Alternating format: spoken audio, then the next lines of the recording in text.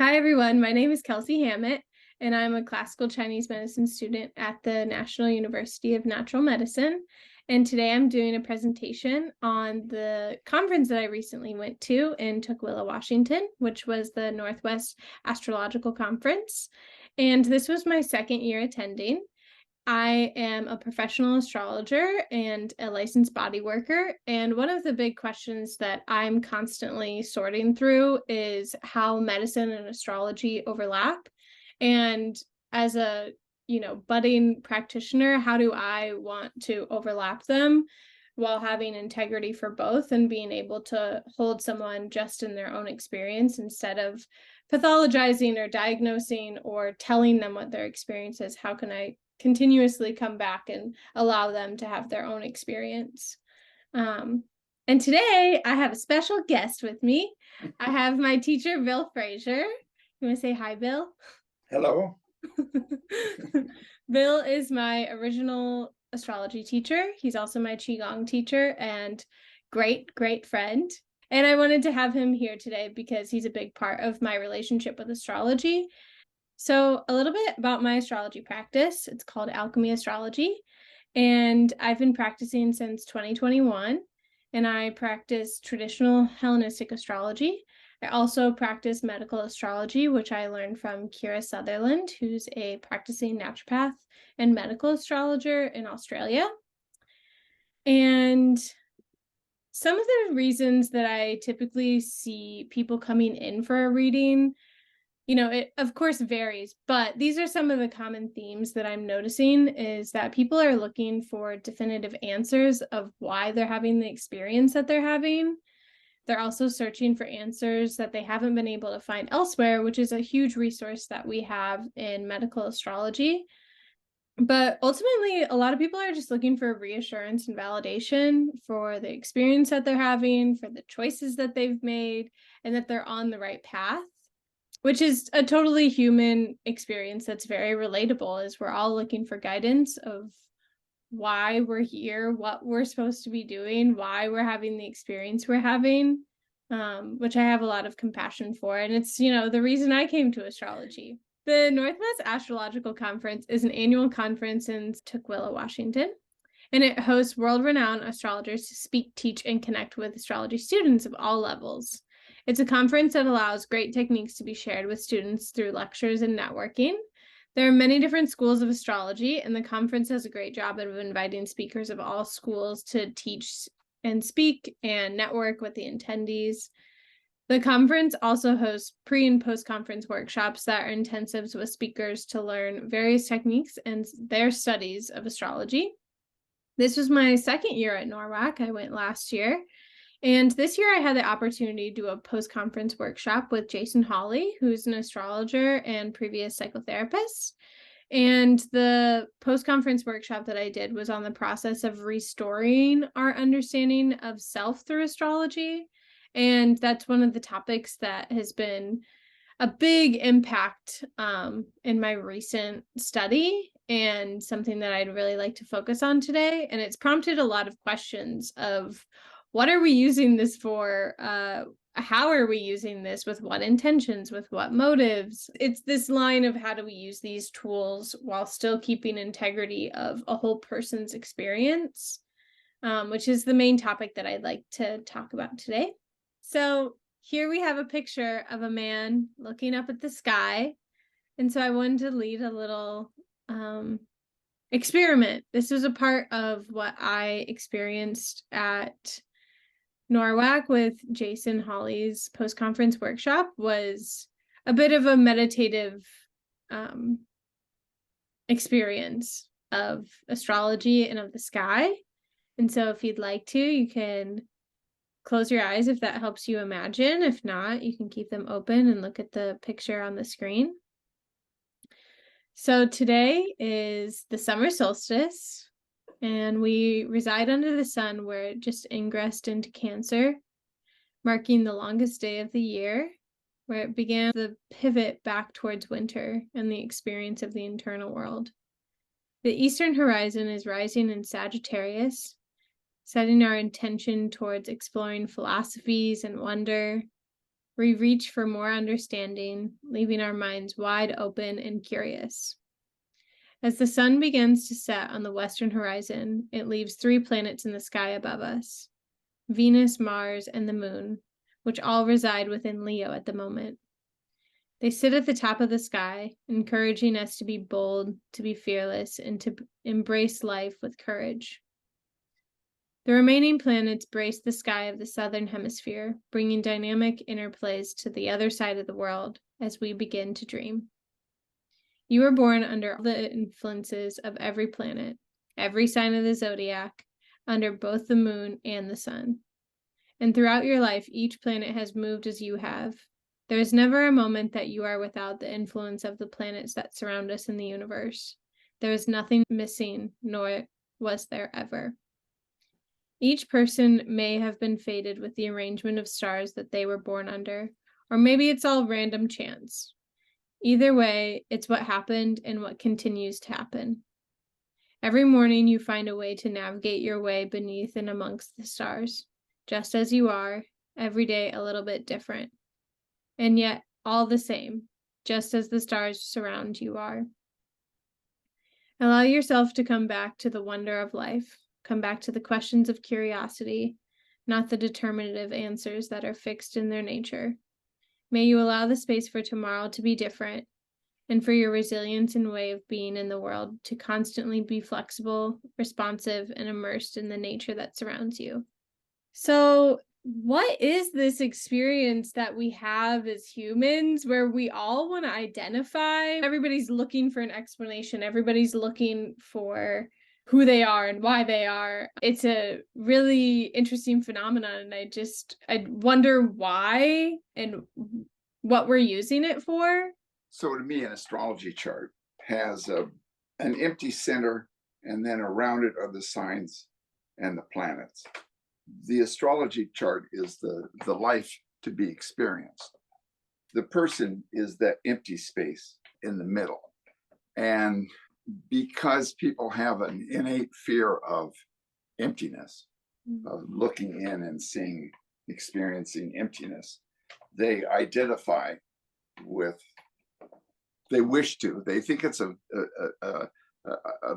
valuable and needed thing to do, to find an identity.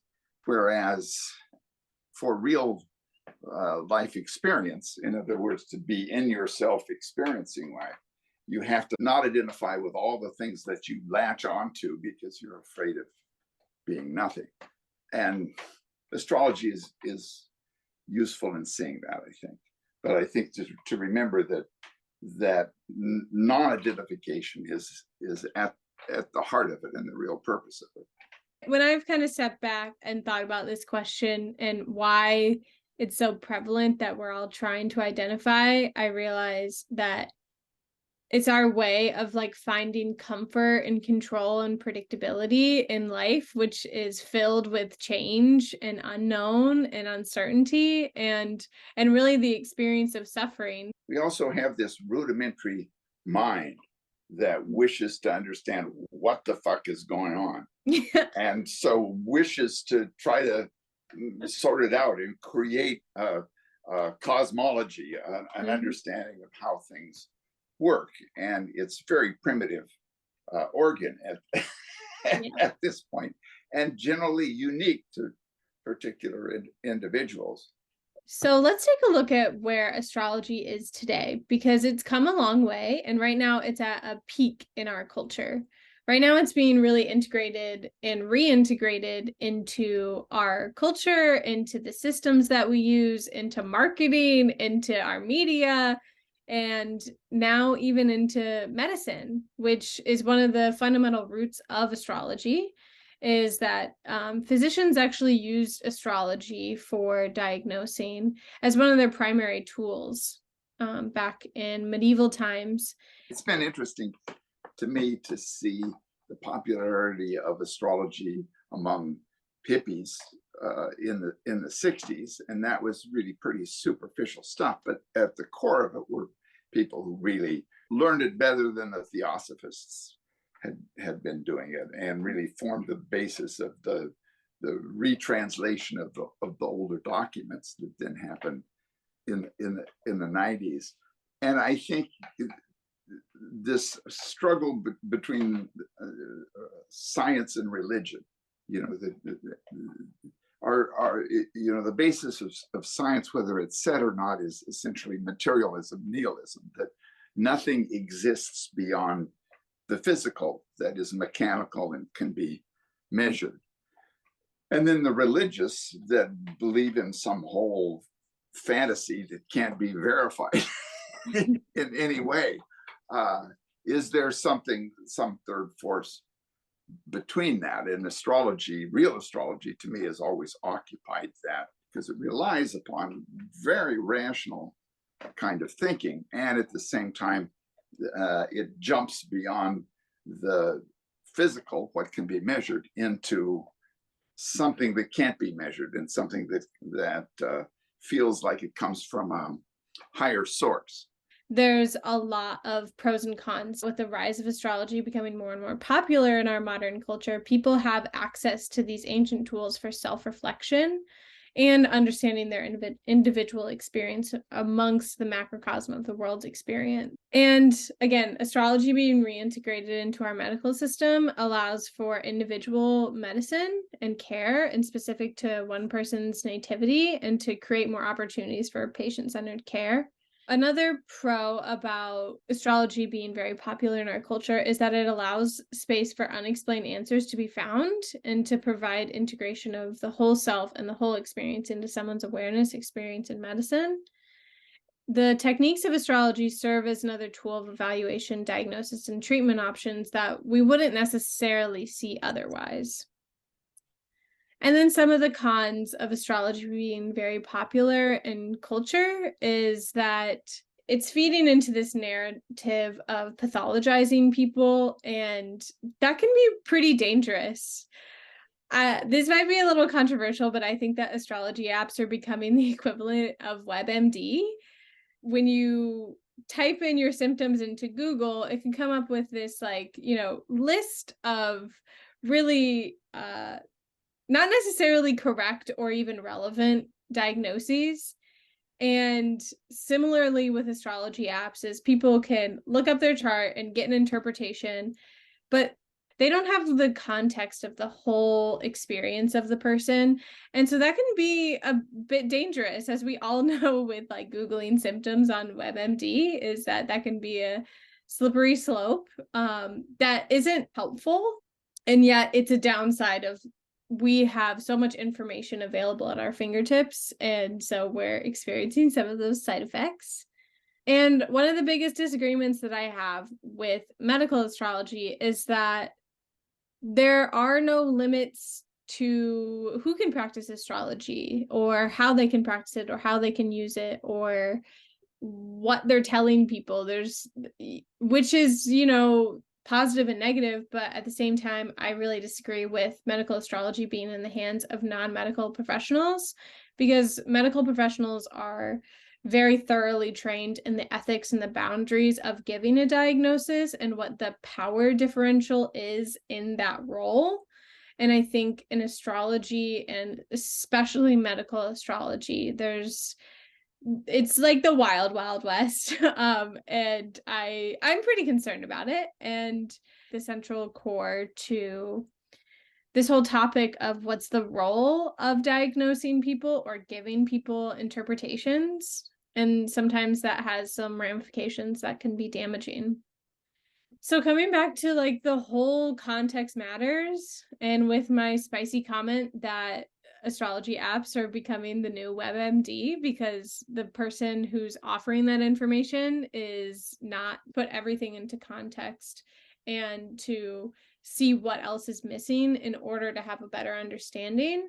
It's like handing someone lab results and saying, what's wrong with this person? But the context of what their experience is, what their symptoms are, what their health history is, all of that makes a huge difference in the way that those labs are interpreted. So the narratives that I'm seeing in astrology that are similar to in medicine is people looking for something that's wrong or something that's missing. And this is something that I like to remind people. It's the argument of nature versus nurture, is what is your actual experience?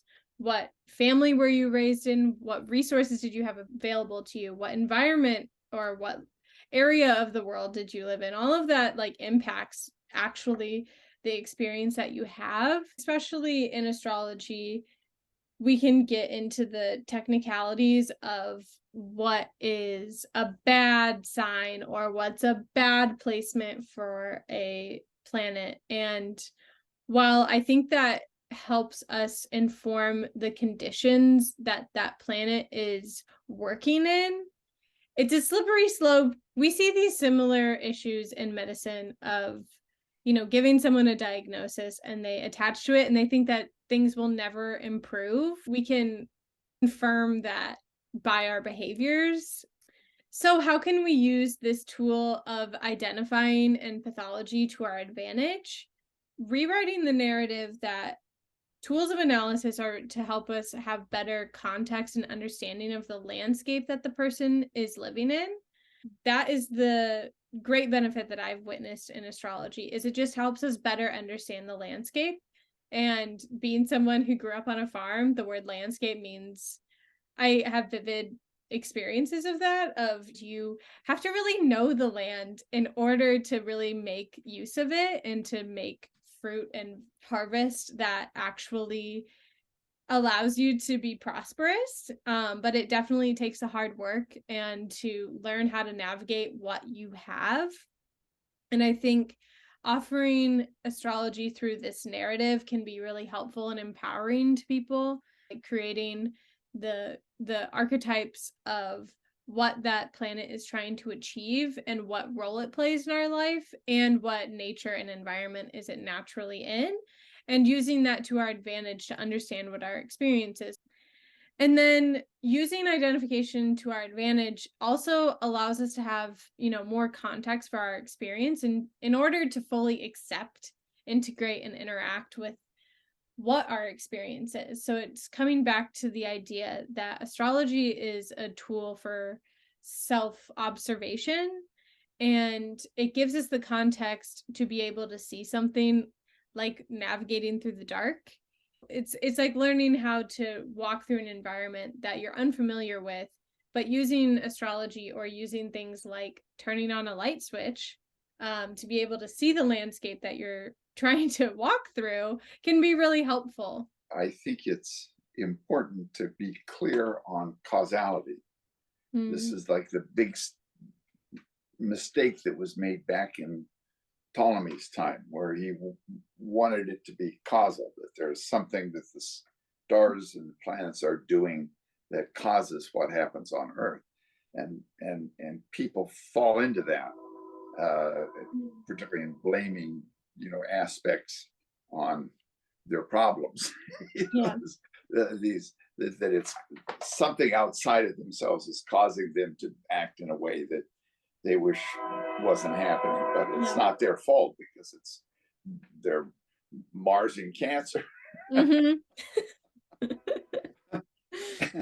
And that it is just a metaphor, and it's a more poetic view of a particular condition that you're experiencing Mm, by seeing it in terms of this movement of the lights in the sky. For me, the main help is the possibility that things are not meaningless and random, mm, that there is something more going on here that's very peculiar and very difficult to understand, but it's not just mechanical. yeah. It's not just machines doing stuff to us, material, signified by how things are moving. And there's a correspondence. The fact that there's a correspondence is interesting and significant, particularly if it's not causal, which I Mm, don't think it is. I don't think it could be. right. But if it's a living metaphor that communicates this poetry in regard to what's happening in your life in terms of these divine characters having this drama among themselves. I think especially using it as a metaphor, just like all the things in life that we appreciate for poetry or stories or music, aesthetic experiences. They're all just these ways of life being reflected back to us, and the like beauty and symmetry that somehow over and over again seems to come together. And I think that's what can be really helpful with astrology. What you said about Jason Hawley, I think, is significant in this way. He was with all these people who knew the techniques of astrology and knew all the language and everything. And yet he was talking in pictures that were new and fresh and came into people's minds in a more vivid way. That's what I want more of. I want more imagery for people to be able to understand their own experience and be their own narrator and their own interpreter.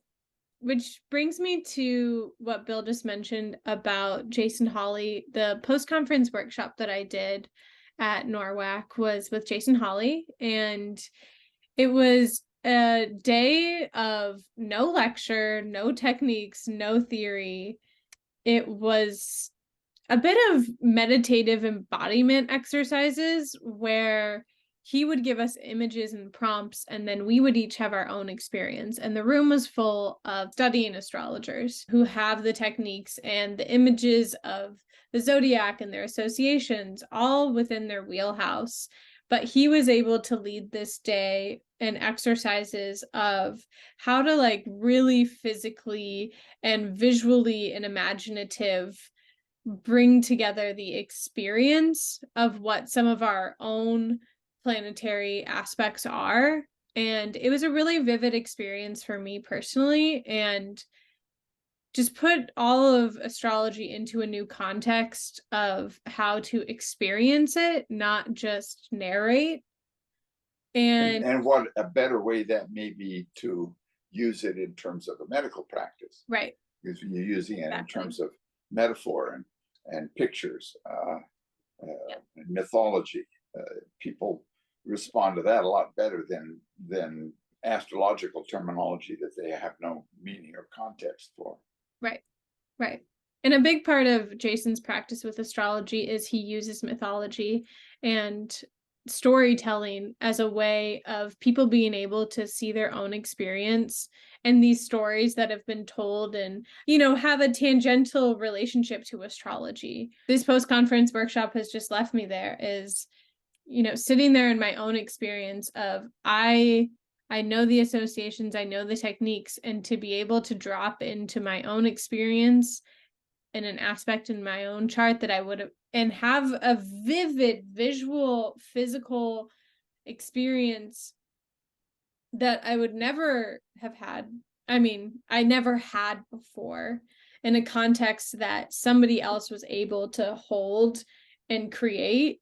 And yet the whole experiences that I had was informed by my own understanding of astrology, but also of myself and my experience without needing to explain it to anyone. It was so in the moment, all of it came together.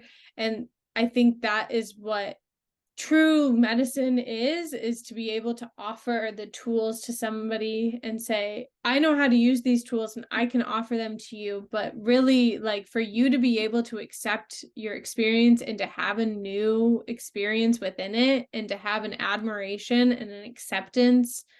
I think that is there's something about the body that when things are witnessed, they automatically change. How do we use these tools of trying to offer something to someone? How do we dance that line of what's helpful and within our wheelhouse and within integrity? And something that you and I have talked a lot about is always coming back to asking people questions about their life, always coming back to curiosity. And I think, as I've been talking about this presentation and this topic with some of the different practitioners in my life, there's been the perspective of, no, systems are really helpful, and they really help me be able to do what I need to do in order to offer someone something. But what happens in the process of using these systems and tools of analysis is, if when you come to a diagnosis or a decision, does it close your mind or does it open it? Because if learning a pattern or seeing a diagnosis expands your understanding, or brings you to more questions, or brings you to more solutions, and is like, oh, okay, so we know that you have this pattern, so these resources become more available, or we have understanding that they work better for these conditions. So it opens the mind to more opportunities, resources, and treatments, versus when does it close the mind and say, oh, that's what it is. But also asking the people that we're using them with, is this helpful? Is this working for you? I think one of the biggest takeaways that in thinking about this topic is, if the root of why we want to identify is to cope or escape the experience of suffering or the unknown or our relationship to change, if that's why we're reaching for these tools, how can we, as a practitioner or as an astrologer, help with the relationship that that person has to suffering, and their relationship to change, or their relationship to the fear of unknown? I think the most important thing is that practitioners to observe themselves, and to observe how they're interacting and how they're interacting with their tools. I keep coming back to just the basics, to the five senses, your observation, the pulse, palpation, the What question. works experientially for you Right, of all the different things that people right, use. right. That brings us to the end, Okay, good. where Bill is going to try to escape my thank yous. Because even though he's a Leo, yeah. he hates attention. But I will say thank I you. hate that kind of attention. I know you do.